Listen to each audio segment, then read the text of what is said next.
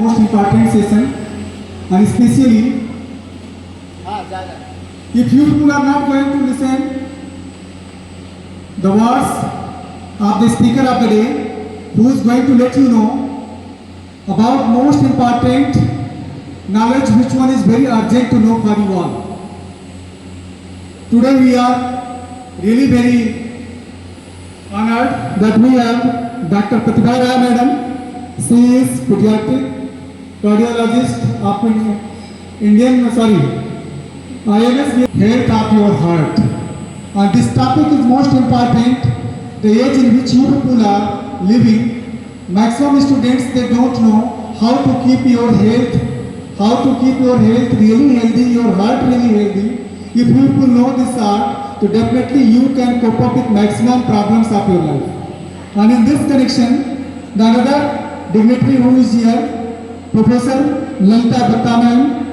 She is Professor of Mahila Mahavidyalaya, Banaras University. She is also here.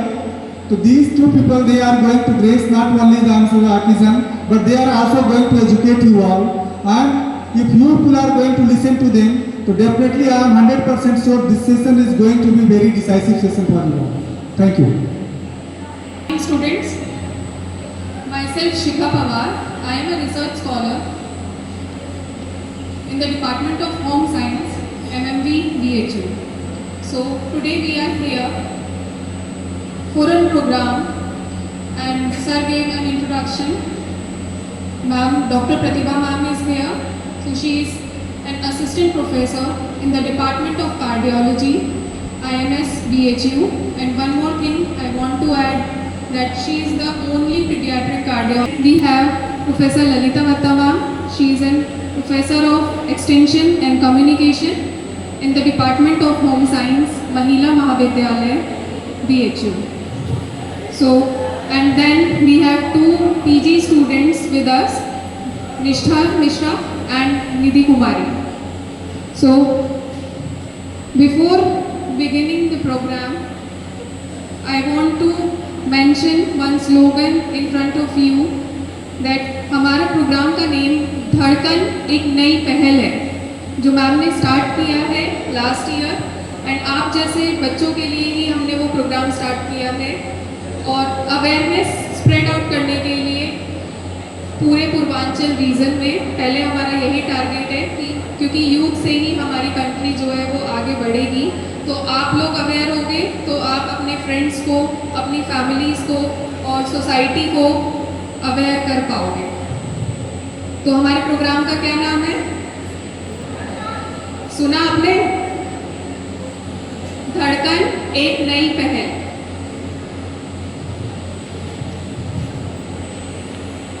ये बोलेंगे जरूरी है, फिर आप वापस आओगे बोलोगे इसकी जिम्मेदारी, आप बोलोगे हमारी है. हमें देखना है कि बॉयज ज्यादा डोमिनेट कर रहे हैं या गर्ल्स ज्यादा डोमिनेट कर रही है. तो स्टार्ट करेंगे. रेडी गो. हर भूल गए, जब तक बोलोगे नहीं बुलवाते रहेंगे ये खड़े होके. रेडी.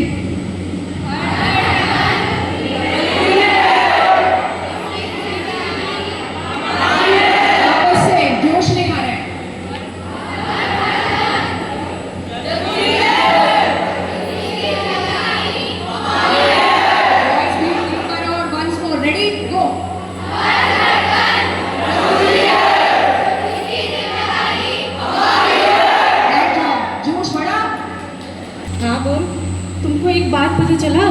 कौन सी बात? अरे हमारी क्लास की जो अनन्या थी ना, उसकी डेथ हो गई. वो कैसे? वो तो कल चहकते हुए क्लास में आई थी ना. अरे मैंने पता किया, उसको ना हार्ट अटैक आया है. हार्ट अटैक कुछ नहीं होता है, मामला कुछ और था. मुझे उसके बारे में और बातें सुनाई दी थी. ये सब फालतू की बात है. अरे यार तुमको कुछ नहीं पता होता है, सच में उसको हार्ट अटैक आया है. अरे तो फिर ये भी कहे कि छोटी सी जो बच्ची थी स्कूल जा रही थी, अचानक से वो गिर के मर गई थी, उसको भी हुआ था. हाँ यार, उसको भी यही सेम प्रॉब्लम उसको भी हुआ है. ऐसा कुछ भी नहीं होता है यार. तुमको कोई भी बात बताए तुमको समझ क्यों नहीं आता है? फालतू की बात करेगी तो समझ में तो मुझे बिल्कुल नहीं आएगा. चलो तुमको डॉक्टर मैम से मिलाते हैं, अगर वो तुमको बताएगी तभी तुमको समझ में आएगा. मेरी बात तो तुमको कभी समझ में आती नहीं है. चलो उन्हीं के पास चलते हैं. चलो. कितने को लगता है कि heart diseases is particularly related to age. You are comfortable in English और हिंदी? बोथ. इंग्लिश चलेगा? सो आप में से कितनों को लगता है कि हार्ट की जो बीमारी है वो सिर्फ बड़ों या बच्चों किसको होती है? कुछ एज से रिलेशन है उसका? हाँ, तो सबसे छोटा एज का बच्चा जिसको हार्ट की बीमारी हो सकती है उसकी एज गेस कर सकते हैं आप लोग? क्या बोला? पैदा होते ऑफ कोर्स. एक अच्छी सी ताली बजाओ इस लड़के के लिए. तो हार्ट की बीमारी का एज के साथ कोई रिलेशन नहीं है. एक दिन के पैदा हुए बच्चे से लेके 80-90 साल के किसी की भी इंसान की हार्ट से डेथ हो सकती है.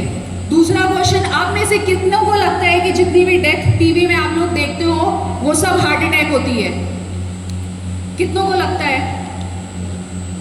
ये जो एक वर्ड यूज करते हैं हार्ट अटैक, वो नहीं होता है सबको. मैक्सिमम केसेस में वो कॉज नहीं हो सकता है.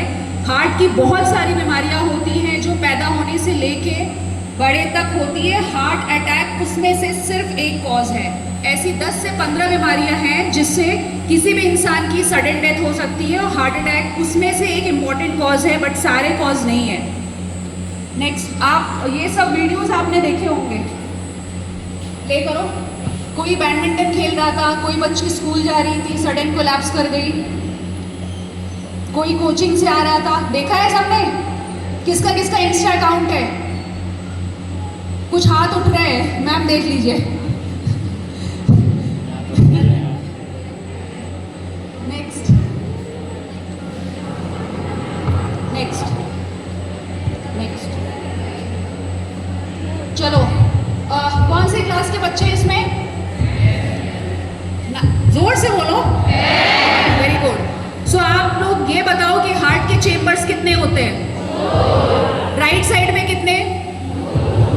राइट साइड में 4. किसने बोला? किसके? राइट साइड में कितने हैं?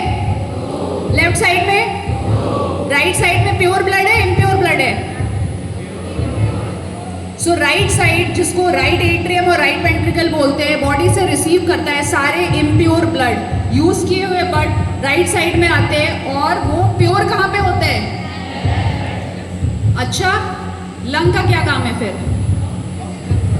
बस रॉन्ग कॉन्सेप्ट. राइट साइड में जो ब्लड आते हैं वो सारे इम्प्योर है. फिर राइट साइड से वो आपके लंग में चले जाते हैं. वहाँ से प्योर होके आपके लेफ्ट साइड ऑफ हार्ट में आते हैं और वहाँ से पूरी बॉडी में जाते हैं. ये है पूरा सर्कुलेशन. हम एक्सपेक्ट किए थे कि आप लोगों को पता होगा. आपको सबको पढ़ाया जाता है, आप लोग ध्यान नहीं देते हो. वो जो ब्लू कलर दिख रहा है, जो भी ब्लू कलर है वो इम्प्योर ब्लड है और जो भी रेड है वो प्योर ब्लड है. नेक्स्ट, वैल्व्स का काम क्या है? बैकफ्लो को अवॉइड. चलो ताली बजाओ इसके लिए. बैकफ्लो का काम क्यों इंपॉर्टेंट है? जैसे आपके पेरेंट्स, टीचर्स आपके लाइफ में एक चेकमेट का काम करते हैं. बैकफ्लो मतलब सब चीज़ को आगे जाने देना और जैसे ही पीछे या गलत काम करने की कोशिश करे वैल्व क्लोज हो जाते हैं. तो 4 वैल्व होते हैं. Next next.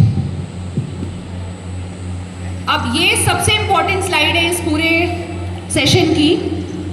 जितने भी आप यंग एथलीट्स और यंग बच्चों की डेथ देखते हो वो सब कुछ इस वायरिंग से रिलेटेड होती है. जैसे हम सबको सरवाइव करने के लिए खाना चाहिए, हार्ट को वो सप्लाई कहाँ से आती है? किसी को पता है? एसए नोड, साइनोएट्रियल नोड आपके राइट साइड के चेंबर में ऊपर होता है, जिससे इलेक्ट्रिक करंट आपके हार्ट में पूरा नीचे फैलता है. इलेक्ट्रिकल वायरिंग में प्रॉब्लम हो, यही हार्ट को काम करने, मतलब हार्ट का काम क्या है? कॉन्ट्रैक्ट करता है. वो कॉन्ट्रैक्शन के लिए इसको बैटरी चाहिए. वो बैटरी कहाँ से मिलेगी? राइट साइड के ऊपर के चेंबर में. नेक्स्ट,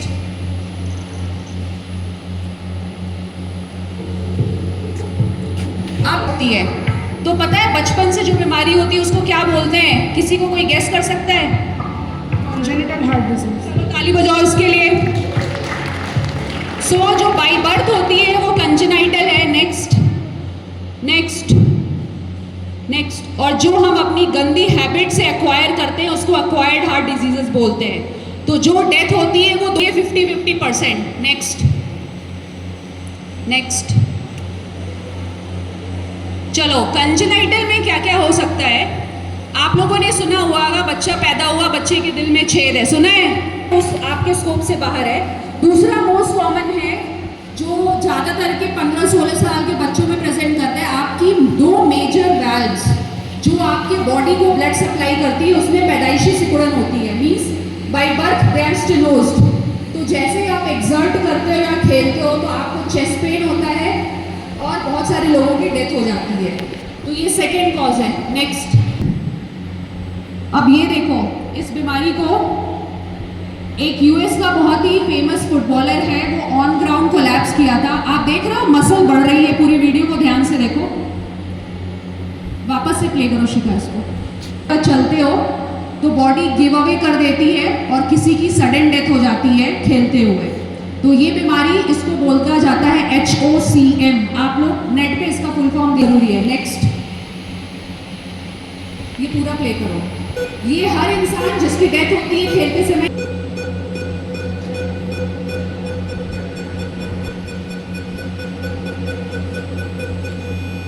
बस कोलैप्स। ये जो आपको बताया गया, हमने इलेक्ट्रिकल वायरिंग के बारे में आपको बताया। ये इलेक्ट्रिकल वायरिंग में अगर किसी को बाय बर्थ प्रॉब्लम है तो ऐसा ही होता है, सडन धड़कन खेलते समय बहुत बंद करोगे तो धड़कन को नॉर्मल हो जाना चाहिए। बट अगर आपकी धड़कन नॉर्मल नहीं है या धड़कन बढ़ने के बाद आपको बेहोशी आती है और तब आपको बहुत ही प्रोन हो कि आपको सडन डेथ फ्यूचर में हो सकता है, आपको अपने को इवैल्यूएट करा लेना चाहिए। और उसमें ऐसे ही होता है कि अचानक से हार्ट रेट बढ़ेगी, बढ़ती रहेगी और एक टाइम के बाद जब हार्ट की कैपेसिटी खत्म हो जाती है तो कोई भी कोलैप्स कर जाता है। नेक्स्ट,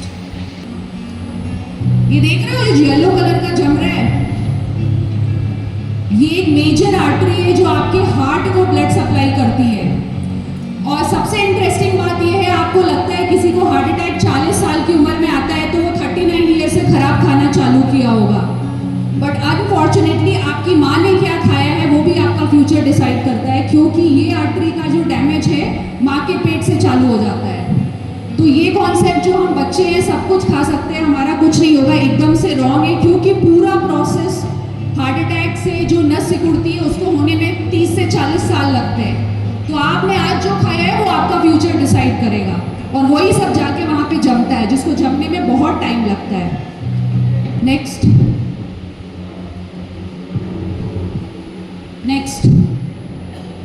अब आप ये सोचो, ऐसे 5-6 सिम्टम जो हम आपको बताए, आप अपने से पूछो, आपके छोटे भाई बहन हैं उनसे पूछो, और अगर ये 4-5 सिम्टम हैं तो आपको अपने को इवैल्यूएट कराना चाहिए। उसमें सबसे मोस्ट कॉमन है 5 साल की उम्र तक किसी को अगर बार निमोनिया हुआ हो। नेक्स्ट, अचानक से आपकी दिल की धड़कन बढ़ जाती है, स्पेशली बैठे बैठे।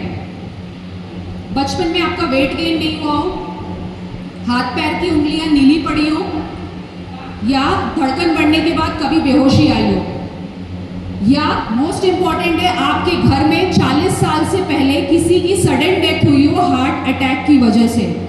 अगर ये 5 से 6 चीजें हैं तो शायद आप प्रोन हो सडन डेथ के लिए, आपको इवैल्यूएट करवाना चाहिए। नेक्स्ट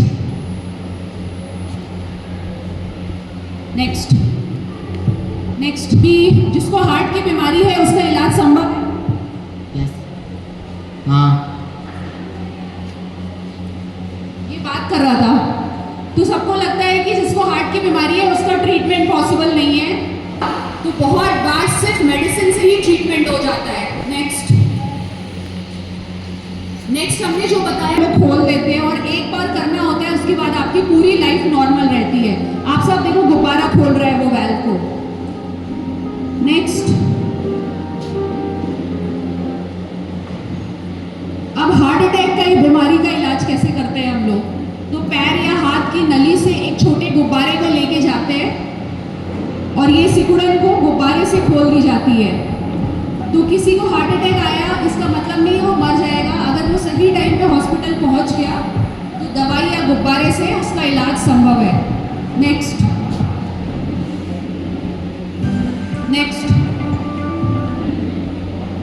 तो ये ट्रीटमेंट के बारे में था। मोस्ट कॉमन बीमारी जो बच्चों को पैदा होने पे होती है वो क्या है? निमोनिया। निमोनिया तो बोला नहीं हमने, कौन गेस करेगा? पैदा होने पे 2 बीमारियां बताई थी, किसने सुना है? एक आपको बोला हार्ट में होल होना, दूसरा बोला वैल्व में सिकुड़न होना। तो हार्ट में होल होना मोस्ट कॉमन है, जो अनडायग्नोज्ड रहता है तो बाद में लेटर स्टेज में हार्ट के होल से डेथ नहीं होती है, बट हार्ट के होल के किसी भी बंदे को अगर हार्ट अटैक आया तो वो नहीं बचेगा। इसलिए भी जिसका भी हार्ट में होल डायग्नोज्ड है उसको ट्रीटमेंट करा लेना चाहिए। आगे अगर आपको हार्ट की बीमारियां नहीं हो, इसके लिए क्या करना है, वो शिखा मैम का सेशन है। शिखा, मेरा पेट तो पूरा खाली हो गया है। अब चल ना, रमेश के यहाँ करारे समोसे खाते हैं और एकदम चटपटी चटनी, क्या उसका स्वाद होता है, चल ना उसको खाने।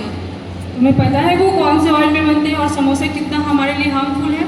समोसा वमोसा नहीं हार्मफुल होता है, अगर नहीं खाऊंगी तो तुम मुझसे बुरा मान जाएगा। और आजकल की मेरी डाइट तो आलू ही है। यार तुमको ना मेरी बात कभी समझ में नहीं आती, ये ना बहुत ना समझ है, और मैं बोलूँगी तो तुमको समझ में तो नहीं आएगा। चलो तुमको डाइटिशियन मैम से मिलाते हैं, वही तुमको बताएगी। खिलाना तो कुछ है नहीं, बस स्टेप काउंट बढ़ाते चल। चल वहाँ भी चलती हूँ। बोलो मैम, आप इसको बताइए कि ये समोसा कितना अनहेल्दी होता है। इसको ना कोई बात समझ में ही नहीं आता है, किसी चीज़ पे इसको टोको तो कहता है तुम ना बस मुझे खाने नहीं देती हो, खाने नहीं देती हो। आप बताइए कि ये सब कितना अनहेल्दी है। रोक रोक कर ही तो पतला कर डाला, खुद तो मोटी होती जा रही है। तो आपको समोसा खाना है? Yes ma'am. क्यों पसंद है समोसा? मैम बहुत टेस्टी होता है ना। आप सब में से किसको पसंद है? कर दो हैंड रेज। काफी लोगों को पसंद है। कितना फ्रीक्वेंटली खाती हो समोसा? मैम दिन में बस एक ही बार तो मैं खाती हूँ स्कूल से छूटने के बाद। मैम झूठ बोल रही है। तो कितनी बार खाती है? मैम 2-3 बार तो खा ही लेती है। ऐसे ही आप सबके फ्रेंड्स आपके बारे में ज्यादा जानते होंगे। आप तो छुपाओगे लेकिन फ्रेंड्स सारे बोल देते हैं। तो समोसा हेल्दी है कि अनहेल्दी? अनहेल्दी? आवाज नहीं आ रही? हेल्दी आवाज आ रही है। क्यों हेल्दी है? अनाया को भी लगता है वो हेल्दी है। मैम हेल्दी ही है। क्यों हेल्दी है? मैम उसमें तो आलू आलू होता है, आलू जो होता है वेजिटेबल होता है ना, वेजिटेबल तो मिले नहीं चाहिए। अच्छा, और किसी को पता है कि आलू वेजिटेबल है तो वो हेल्दी है? किसको पता है? तुम बताओ, तुमने पढ़ा है ना? मैम वो तो अनहेल्दी होता है। अनहेल्दी होता है, समोसा अनहेल्दी है। और क्यों अनहेल्दी है? हैंड रेज करो जल्दी, किसको पता है? बताओ। मैम उसके ऊपर मैदे की लेयर होती है। मैदे की लेयर होती है इसलिए वो अनहेल्दी है। तो मैदा अनहेल्दी क्यों है? पता है? अच्छा मैं बताती हूँ। मैदा अनहेल्दी इसीलिए क्योंकि वो रिफाइंड फ्लावर है, और वो बना किससे है? बोलोगे आप तो गेहूं से बना है ना, फिर क्यों अनहेल्दी है? क्योंकि उसको रिफाइन कर दिया जाता है, प्रोसेस्ड हो जाता है वो, तो इसलिए अनहेल्दी है। और वो इजीली डाइजेस्टेबल नहीं होता है। 2 to 3 डेज लगते हैं आपको। अगर आपने समोसा खाया तो 2 से 3 दिन बाद वो आपकी मैदा जो है वो डाइजेस्ट होगी। और अगेन वो डीप फ्राइड होता है, तो किस तेल में तला जा रहा है आपको नहीं पता है। बाहर आप जाते हो तो आपको दिखते हैं वो ताज़े करारे रखे हुए समोसे, लेकिन वो इसलिए अनहेल्दी है क्योंकि वो डीप फ्राइड है पहला, और दूसरा जो ऑयल यूज़ हो रहा है उसमें उसको रीयूज़ करते हैं, बहुत बार उसमें तला जाता है और उसकी क्वालिटी डीजेनरेट हो जाती है, डिग्रेड हो जाती है, और उसमें कार्सिनोजेनिक एजेंट्स प्रोड्यूस हो जाते हैं, इसलिए वो अनहेल्दी है। तो आज के बाद खाओगे? कितने हाँ? हैंड रेस करो जल्दी। और ना कितने? कम ही लोगों को अभी इन्फ्लुएंस कर पाए हैं। मैम हाँ बोलो। मैम मैगी तो खा सकते हैं ना? मैगी किस चीज़ की बनी होती है? मैम बनी होती है वो तो गेहूं का बना होता है, अच्छा, लेकिन उसमें तो वेजिटेबल्स भी डाले जाते हैं, और वो तो डीप फ्राइड भी नहीं होता है। तो मैगी को तो बॉइल्ड किया जाता है। तो गुड क्वेश्चन है इसका वैसे, कि मैगी तो बॉइल्ड करके खा लेते हैं ना, 2 मिनट में तैयार हो जाती है। लेकिन मैगी भी आपकी किससे बनी होती है? मैदा से। तो इसीलिए मैगी भी नहीं खानी है क्योंकि वो डाइजेस्ट नहीं होगी। हाँ, अगर आपको ऑल्टरनेटिव चूज करने हैं तो मैगी की जगह आप क्या खा सकते हो? आजकल मिलेट बेस्ड प्रोडक्ट्स आ रहे हैं ना, तो मिलेट नूडल्स चल रहे हैं, तो आप वो खा सकते हो, या फिर जो व्हीट नूडल्स होते हैं वो आप खा सकते हो। तो वो उससे तो बहुत ज़्यादा ही हेल्दी है, और घर कोशिश करो कि घर पे बना के खाओ, ताकि आपको पता रहे कि आप कैसे बना रहे हो और क्या इंग्रेडिएंट्स आप यूज़ कर रहे हो। देन मैम हाँ बोलो। उधर आओ ना, ये ना सुने। अच्छा बताओ क्या हुआ। मैम मेरा एक दोस्त है ना, हाँ उसको जिम का चस्का लग गया है। अच्छा मैम वो ढेर सारा महंगे महंगे प्रोडक्ट्स, कुछ तो पाउडर लेता है। अच्छा, कौन सी क्लास में है आपका फ्रेंड? मैम वो भी 12। कोई जाता है, वर्कआउट करते हो? करते हो, घर पे करते हो कि जिम में? घर पे। और कोई नहीं करता? किसी को चस्का नहीं है जिम का? नहीं, लेकिन कोई सप्लीमेंट लेते हो वर्क लिखकर? क्या डाइट लेते हो? नॉर्मल घर का डाइट। जब भी आप जिम ज्वाइन करोगे, लड़कियां कोई जाती हैं जिम? जाते हो, वर्कआउट करते हो, ठीक है। तो जब भी जिम आप जाओगे तो आपको सुनने में मिलेगा कि आप ये वाला प्रोटीन पाउडर यूज़ कर लो, इसको कंज्यूम करो क्योंकि ये बेटर है, ये वे प्रोटीन है, इसको आप कंज्यूम करो। सुना है, देखा तो होगा ही, इंस्टाग्राम तो चला ही रहे हो, है ना? तो वो सारे जो प्रोटीन सप्लीमेंट्स होते हैं वो सब प्रोसेस्ड होते हैं, और वो एक मार्केटिंग का हिस्सा है, तो इसीलिए वो कंज्यूम नहीं करने चाहिए। अगर आपको प्रोटीन लेना ही है तो आपको किससे लेना चाहिए? Natural sources. हमारे पास प्लांट बेस्ड प्रोटीन्स हैं, हमारे पास एनिमल प्रोटीन्स हैं, तो जो वेजिटेरियंस हैं, नॉन वेजिटेरियंस हैं, दोनों के पास ऑप्शन है, तो आप वहाँ से प्रोटीन कंज्यूम करो। और स्टेरॉइड्स का बहुत ज़्यादा आजकल आपने सुना होगा कि स्टेरॉइड्स लेते हैं बॉडी मसल गेन करने के लिए, मसल्स बनाने के लिए, तो वो स्टेरॉइड्स भी आपकी हेल्थ के लिए, हाँ आपको दिखेगा, उसका इम्पैक्ट दिखेगा कि बहुत सडन आपकी बॉडी बन जाएगी और अच्छी बन जाएगी, मसल गेन हो जाएगी, लेकिन वो लॉन्ग टर्म में आपके ऑर्गन्स को डैमेज करते हैं, ठीक है? तो स्टेरॉइड्स के लिए क्या है, येस या नो? प्रोटीन सप्लीमेंट्स, येस या नो? आवाज़ नहीं आ रही, जोश नहीं है, नो। और तीसरा चीज़, रीयूज ऑफ ऑयल करना है कि नहीं करना है? नहीं। डीप फ्राइड चीज़ें खानी है नहीं खानी है? आवाज़ नहीं आ रही, ज़ोर से बोलो। नो मैम, ठीक है। और कोई डाउट है तुम्हारा? नहीं मैम मैं चलती हूँ ना। कहाँ चले? अरे हाँ, अरे चलना जल्दी, मुझे रील बना दी और उसे एडिट भी करना है। अरे रील चल बना दे ना रील। क्या बनानी है तुम्हें? मैम कुछ नहीं, मुझे वो रील बना। मैं बताती हूँ ना। हाँ बताओ। इसको रील बनानी है। ये देखो कितनी अच्छी दोस्त है, सारी पोल आज मेरे सामने खोल ही देगी। मैम सारी जगह यही करती है। अच्छा, तो तुम उसकी दोस्ती तोड़ दो। मैम अच्छी भी है। आप में से कितने बच्चे रील बनाते हैं?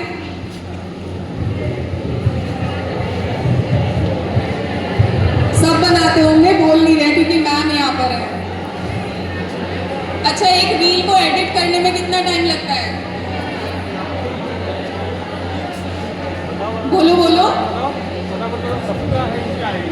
अच्छा, नाया से पूछ लेते हैं, वो तो बनाती है, उसने तो ऑनेस्टली के साथ आंसर कर भी दिया है। अनाया, तुम्हें कितना टाइम लगता है एक रील बनाने में? मैम जब मुझे बहुत ज़्यादा फॉलोअर्स बढ़ाने होते हैं अपने, तो 2 घंटे तो कम से कम लगते हैं उसमें। कम से कम। और वो रात को एडिटिंग करते हो कि दिन में एडिटिंग करते हो? मैम दिन में तो क्लास होता है ना, हाँ। तो मुझे रात में एडिटिंग करनी पड़ती है, टाइम नहीं रहता है। अच्छा, तो सोती कब हो तुम अगर रात में एडिटिंग करती हो? मैम 5 बजे सो जाती हूँ। 5 बजे सो जाती है। 5 बजे रात होती है कि सुबह होती है? मैम मम्मी के लिए सुबह, मेरे लिए रात। अच्छा, और उठती कब हो? मैम 8 बजे। 8 बजे। तो ये कितने घंटे सो रही है? 3 घंटे। तो क्या वो इनफ स्लीप है? नहीं। और स्क्रीन टाइमिंग? मैम बस 12 घंटे ही है स्क्रीन टाइम। बस 12 घंटे स्क्रीन मैम, टाइम है। हाँ बेटा झूठ बोलो। बोल रही है ये। अच्छा, 12 घंटे से भी ज़्यादा है? हाँ, 24 घंटे में से 25 घंटे ये फ़ोन चलाती है। ये देखो, 24 घंटे में से 25 घंटे वो फ़ोन चला रही है। उसका स्क्रीन टाइम क्या है? बहुत ज़्यादा है, जिसकी वजह से क्या है, स्लीप पैटर्न डिस्टर्ब्ड है। 3 घंटे की वो स्लीप लेती है। कितनी होती है इनफ स्लीप हमारे लिए? कितनी है?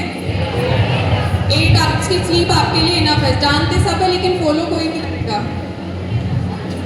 स्क्रीन टाइम बताओ, पता है कितना रिकमेंडेड है आपके लिए स्क्रीन टाइम? 3 आवर्स, ठीक है। 2 to 3 आवर्स आपके लिए रिकमेंडेड है स्क्रीन टाइम। उसके बाद आपको फॉलो करना होता है 20-20-20 का रूल। क्या है 20-20-20 का रूल, आपको पता है? नहीं? 20 मिनट्स तक आप जब कंटिन्यूस स्क्रीन को देख रहे हैं, उसके बाद आपको ब्रेक लेना है। 20 मीटर की दूरी को आपको देखना है और अपनी आइज़ को 20 बार ब्लिंक करना है। तो उससे क्या होगा, आपकी आइज़ को रेस्ट मिलेगा। ठीक है, क्या फॉलो करोगे? 20-20-20 का रूल समझ आया लास्ट तक? ठीक है, तो ये करना है। तो अनाया, आपसे तुम भी यही फॉलो करना। मैम ठीक है, फॉलो कर लूँगी मैम। हाँ, मुश्किल लग रहा है। तुम इसकी दोस्त हो, तुम इसको समझाओगी। मुझे कुछ और भी बताना है आपको। क्या हुआ, बताओ बताओ। मैम आपको पता है, मैंने ना इसको ना स्मोकिंग करते हुए भी देखा है। तुम स्मोकिंग भी करती हो? नहीं मैम, ये झूठ बोल रही है। नहीं मैम, मैंने देखा है। अच्छा, क्योंकि अब मैं इसके साथ रहती हूँ तो मैं देखी हूँ, और ये ना मेरे से छुप के जाती है। अच्छा, तुम स्मोकिंग क्यों करती हो? अच्छा, मुझे ये बताओ। मैम वो एग्जाम में स्ट्रेस होता है ना, मुझे आता नहीं ना क्वेश्चन, तो फिर मैं पीछे से पहले स्मोकिंग कर लेती हूँ। अच्छा, हाँ बेटा बोलो। इसको कोई स्ट्रेस नहीं होता है, एग्जाम में तो ये पढ़ के आती नहीं है, उसके बाद ये मेरे से 2 बेंच पीछे बैठती है और मेरा पूरा कॉपी स्कैन कर लेती है। आप में से का स्ट्रेस है। आप में से कितने बच्चे स्कैन करते हैं अपने दोस्तों की कॉपी? अब जैसे उसने बोला कि मैम मैं स्ट्रेस बर्स्ट करने के लिए क्या करती हूँ, स्मोकिंग करती हूँ। ठीक है, आप लोगों में से कोई करता है? करता भी होगा तो बताओगे नहीं, पर आप ही की एज के बच्चे ट्राई करने की कोशिश करते हैं। ठीक है, स्मोकिंग आपके लिए बहुत ज़्यादा इंजीरियस है, नहीं करनी चाहिए। वो थोड़ी देर के लिए आपको भले ही आपका स्ट्रेस जो है वो बर्स्ट आउट कर देगी, लेकिन उसके बाद वो आपकी लंग्स को, आपके हार्ट को, सारे ऑर्गन्स को वो धीरे धीरे लॉन्ग टर्म में बहुत ज़्यादा इम्पैक्ट डालती है। ठीक है, और ऐसे ही स्मोकिंग के अलावा भी जो अल्कोहल कंज्यूम करते हैं, वो भी सेम वही पैटर्न है कि क्या अल्कोहल, आपने सुना है रेड वाइन और वाइट वाइन का कॉन्सेप्ट, कौन सी हेल्दी होती है, रेड वाइन की वाइट वाइन? मैम मुझे पता है। तुम्हें तो सब पता है, रुको पहले बच्चों से पूछ लूँ। सुना होगा किसी ने कि रेड वाइन हेल्दी है, वाइट वाइन नहीं है? नहीं सुना? इंस्टा पे तो सब सुनते हो यार। रेड वाइन हेल्दी है, ठीक है, आप ही के क्लासमेट ने बोला रेड वाइन हेल्दी है, लेकिन अगर कोई भी अल्कोहल है, चाहे वो वाइन हो या फिर कुछ अदर टाइप का अल्कोहल हो, वो सभी आपके लिए जो है वो हार्मफुल है, कोई हेल्दी नहीं होता। 0.1% भी अगर अल्कोहल आपकी बॉडी में जा रहा है, that is harmful to you. ठीक है, तो कोई कॉन्सेप्ट नहीं है ऐसा कि रेड वाइन हेल्दी है। हाँ, वो वेस्टर्न कल्चर का मार्केटिंग करने का एक तरीका है कि रेड वाइन जो है वो बहुत ज़्यादा हेल्दी है, वाइट वाइन आप मत पिए और बाकी अदर अल्कोहल को आप कंज्यूम मत करना। तो अनाया, तुम्हें समझ आया? यस मैम, आ गया मुझे। तो अब से स्मोकिंग करोगी? नहीं मैम, स्मोकिंग भी नहीं करूँगी, समोसा भी नहीं खाऊंगी, और जो पापा का रेड वाइन ले लेती थी वो भी नहीं खाऊंगी। पापा का रेड वाइन भी ले लेती थी। ठीक है, तो आप लोगों को भी ध्यान रखना है स्मोकिंग के लिए। यस कि नो? जोर से बोलो भाई। नो। और वाइन के लिए? अल्कोहल? ठीक, मैम ये समझ ही गए। बोला तुम लोग एक रेसिंग स्टोरी बनाते हैं। तुम्हारे जैसा बच्चा ही आया था, वो हार्ट अटैक के साथ हॉस्पिटल में एडमिट हुआ। इतनी शॉक में थे कि 15 साल के लड़के को कैसे हार्ट अटैक आया। उसने हिस्ट्री अपने पेरेंट्स के सामने रिवील नहीं की। जाने के बाद बोला कि वो क्रोनिक स्मोकर था, क्रोनिक चेन स्मोकर। स्कूल से जाने के बाद हर दिन वो स्मोक करता था और पूरी एक पैकेट। ठीक है, तो ये बोलना कि तुम लोग में से नहीं करता है। और इम्पॉर्टेंट चीज़ क्या है, पैसिव स्मोकिंग का नाम सुना है किसी ने? क्या है पैसिव स्मोकिंग?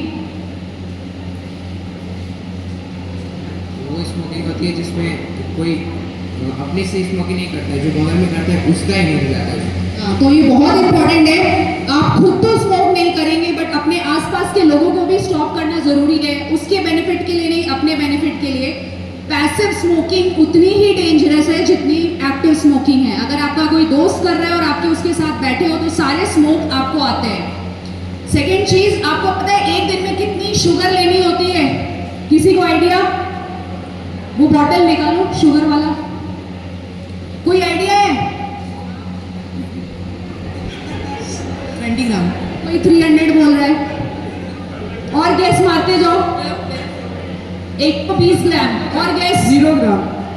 0 ग्राम। और ये किसने पी है? कितना शुगर है इसमें? ये फ्रूट जूस है ना, कोल्ड ड्रिंक से बेटर है? कितने लोग बोलते हैं बेटर है? पूरा शुगर से भरा है। शुगर से कितना भरा है? ये तुम अनएजुकेटेड जैसी बात कर रहे हो। कितना शुगर है? बॉटल देखी है? देख के नहीं बताना है। स्टूडेंट के अंदर क्यूरियोसिटी होनी चाहिए। हर चीज पैकेट की लो तो आपको उसका कंटेंट पढ़ता होना चाहिए। तो एक दिन में रिकमेंडेड शुगर है 25, और मतलब 3 से 4 छोटे चम्मच आप मैक्सिमम ले सकते हो।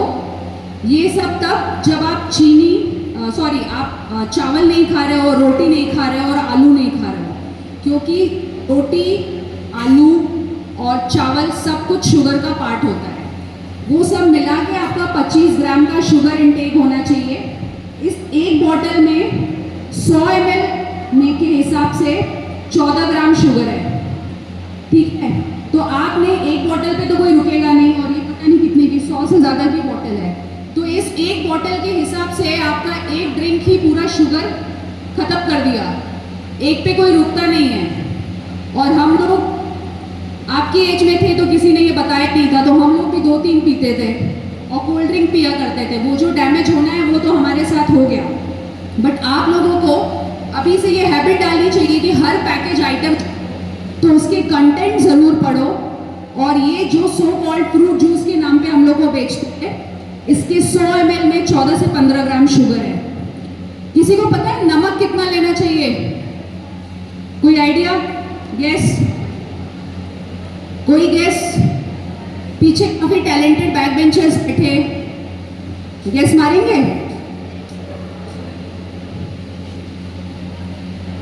Ma'am 10 to 14। 10 to 14। और कोई बहुत ज़्यादा है 10 to 14। क्वेश्चन सुना है? बगल वाले की कॉपी की, इसने बोला 10 से 12 ग्राम। आंसर उसका 10 गुना कम है, 1.5 to 2 ग्राम्स। ये सॉल्ट इंटेक होता है। पता है किसी को ये? कितने लोग को लगता है गुड़ खाना है? गुड़ बेटर है, चीनी बेटर है? ऑसम जवाब, यही एक्सपेक्टेड। गुड़ बेटर है, चीनी बेटर है?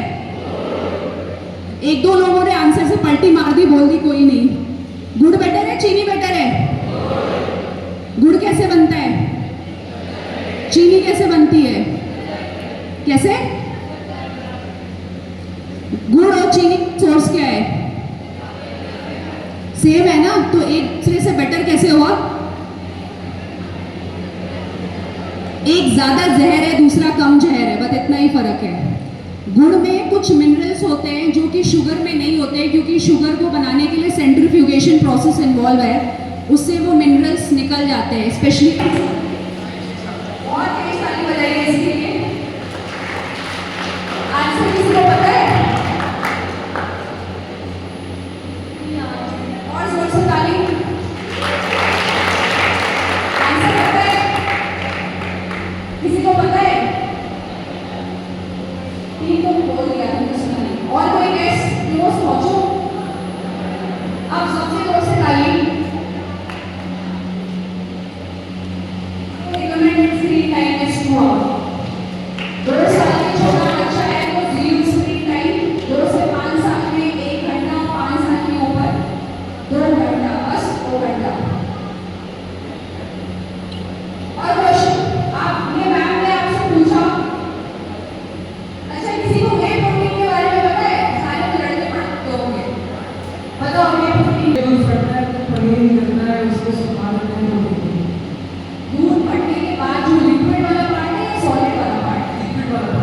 ताली बजाओ के लिए। तो वे प्रोटीन और दूसरे फॉर्म में होते हैं, एक वे और एक केसीन। दोनों ही इंपॉर्टेंट है आपके लिए। बहुत सारे मार्केट वाले बोलते हैं सिर्फ वे लेना है, ऐसा नहीं है। वे आपकी इमीडिएट मसल रिकवरी में हेल्प करता है और केसीन का काम लॉन्ग टर्म होता है। तो आपने रेड मसल और व्हाइट मसल पढ़ी होगी,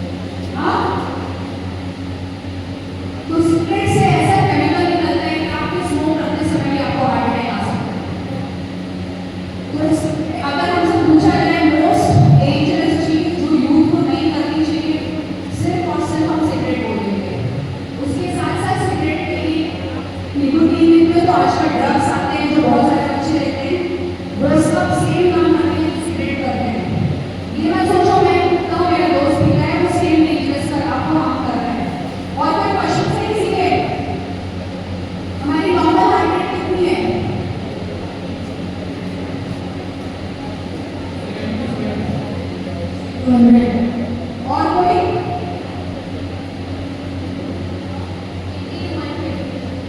हो जाएगा हाँ what is 100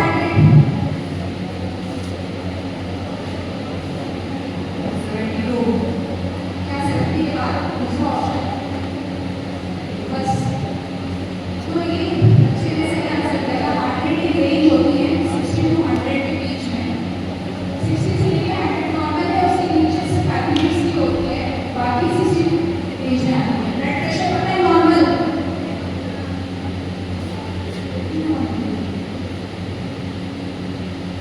तो इसके लिए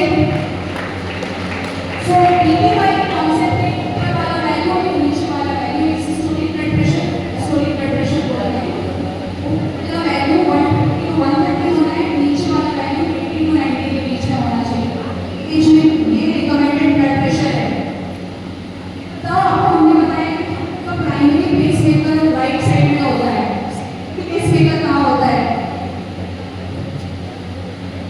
सेकेंडरी पेसमेकर सॉलिड कॉर्नर का बच्चा खोले ग्रीन टी-शर्ट जो बाल बना रहे हैं आपने सेकेंडरी पेसमेकर हार्ट का कहाँ होता है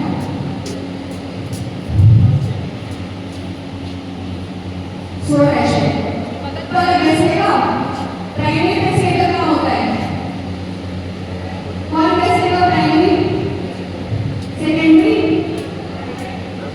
बस राइट नहीं हुआ तो लेफ्ट हो गया और कोई गेस अच्छा हार्ट की जो वैल्यू है बाइकस्पिड है ट्राइकस्पिड है हाँ क्या ट्राई है बीच में मत देखो आंसर बाई है ट्राई लड़कियां ट्राई बॉयज बाई कौन डिसाइड करेगा सही कौन गलत है आंसर है दोनों हार्ट की 4 वैल्यू में 2 बाइकस्पिड है 2 ट्राइकस्पिड ठीक है एक तो हम लोग का क्वेश्चन रॉन्ग हो गया पूछना है जानना है हार्ट के बारे में हार्ट की बीमारी किस एज में हो सकती है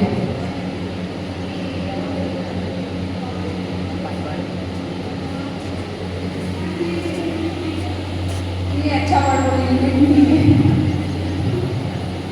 हार्ट अटैक और कार्डियक अरेस्ट का अंतर पता है हार्ट अटैक और कार्डियक अरेस्ट एक चीज है अलग चीज है तुम्हारे एज के बच्चे ने हमसे क्वेश्चन किसी दूसरे स्कूल में पूछा था कि मैम हार्ट अटैक और कार्डियक अरेस्ट में क्या फर्क है तुम लोग को ये क्यूरियोसिटी होनी चाहिए जाके देखने की कि हार्ट अटैक और कार्डियक अरेस्ट में फर्क क्या होता है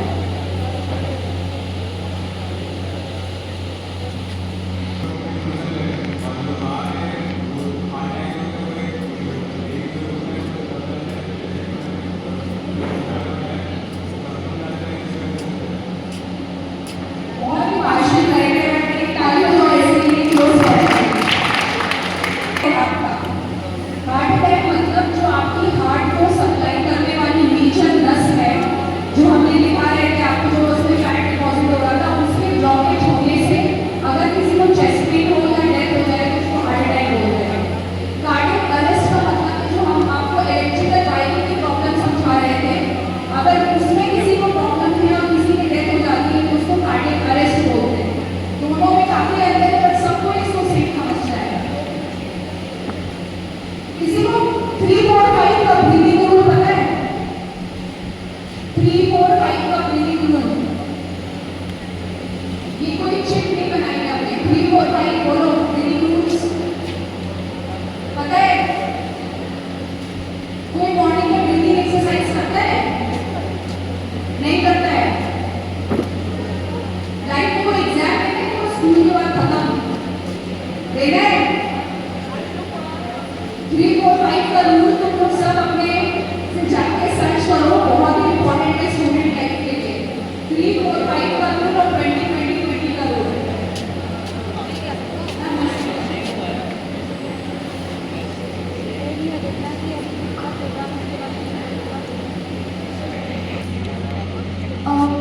Ma'am, there is a term CPR. What is that? CPR. पता है किसी को CPR का फुल फॉर्म पता है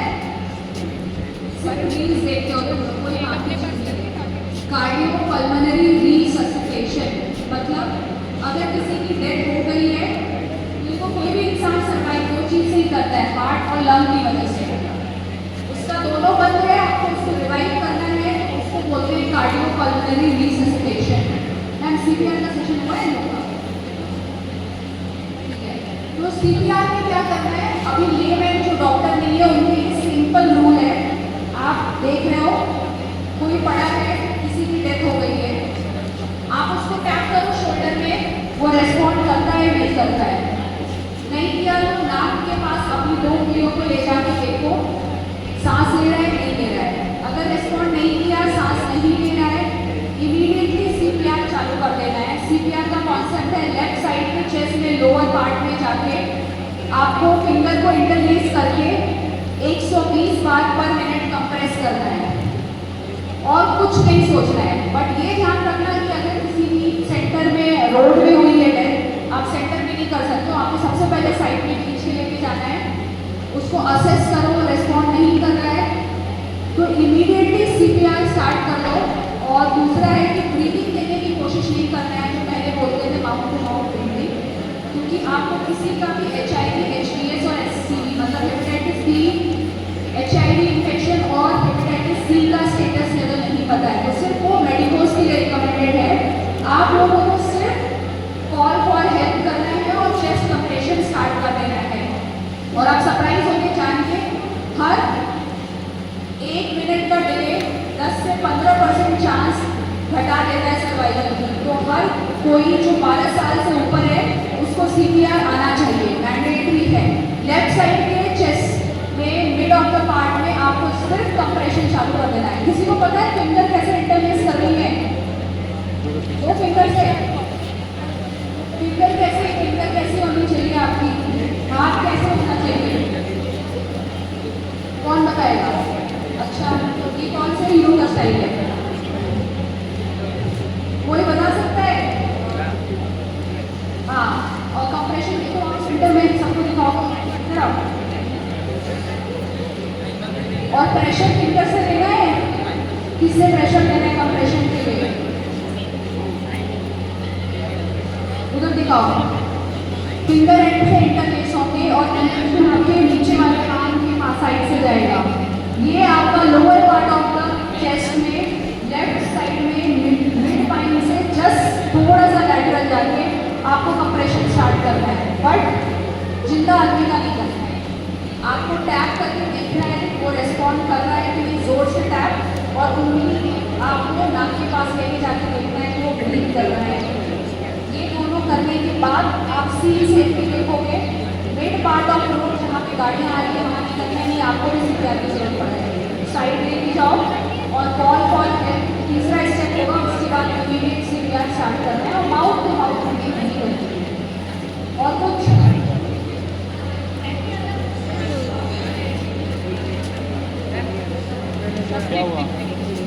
अच्छा, हमने बोला कॉल फॉर हेल्प।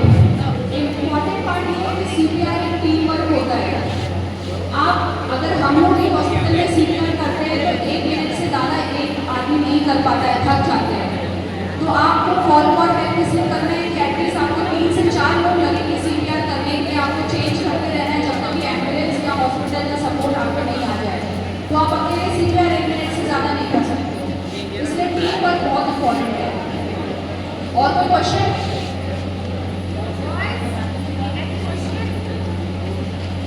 इसको सब आ गया।